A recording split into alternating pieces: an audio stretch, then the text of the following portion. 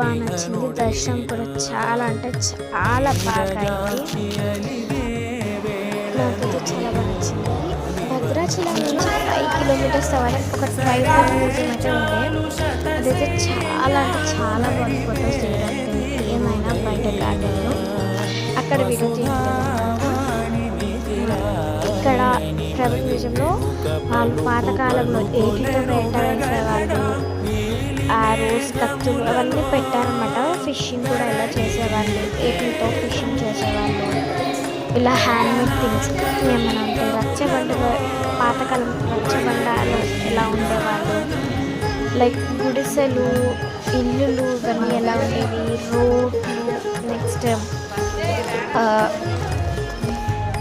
ఎడ్ల బండి మొత్తం అయితే పాతకాలంలో ఎలా ఉండేవాళ్ళు అలానే చూపించారనమాట. చాలా అంటే చాలా బాగుంది. నెక్స్ట్ హ్యాండ్మేడ్ చాటలు అన్నీ ఉండే, ఇవైతే బాగా చేశారు. హ్యాండ్మేడ్ గరిటెలు కానీ చాటలు కానీ ఇవైతే సీతమ్మకి ఇష్టం అనేవి అయితే కొన్ని పెట్టారు, అది వాళ్ళే చెప్పారు. నెక్స్ట్ వచ్చేసి హ్యాండ్మేడ్ చాటలు కానీ గరిటెలు కానీ ఇది వెయిట్ ఏజెస్ చూసుకునేవి కానీ చేసి పెట్టారు. ఇంకా నచ్చింది. నెక్స్ట్ అయితే స్టాల్ పెట్టారు అనమాట ఫొటోస్ దిగడానికి. 10 రూపీస్ అనమాట, పర్ ఈచ్ పర్సన్ 10 రూపీస్ తీసుకున్నారు. ఇలా డోల్ పెట్టేసి డ్యాన్స్ చేసేవాళ్ళంట పైన అది పెట్టుకుని.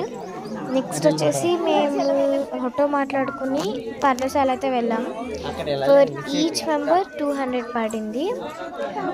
అక్కడ లైక్ అరుణాచలం లాగా కోటి లింగాలు పెట్టారు, పెట్టి మోక్ష మార్గం ఇవన్నీ అయితే పెట్టారనమాట. పెద్ద శివలింగం అయితే పెట్టారు. ఇది కూడా చాలా అయితే చాలా బాగుంది, నాకు కూడా బాగా నచ్చింది. కోటి లింగాలు అని చెప్పారు. నెక్స్ట్ వచ్చేసి నువ్వే రాలేదు, వెళ్తానంటే వెళ్ళు. మోక్ష మార్గం కూడా పెట్టారు.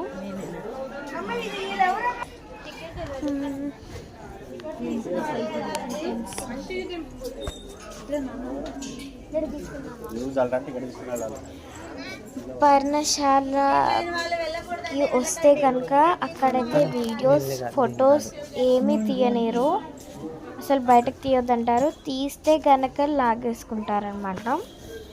పర్ణశాలలో సీతమ్మవి ఇవి అన్నీ నెక్స్ట్ వీడియోలో చెప్తాను.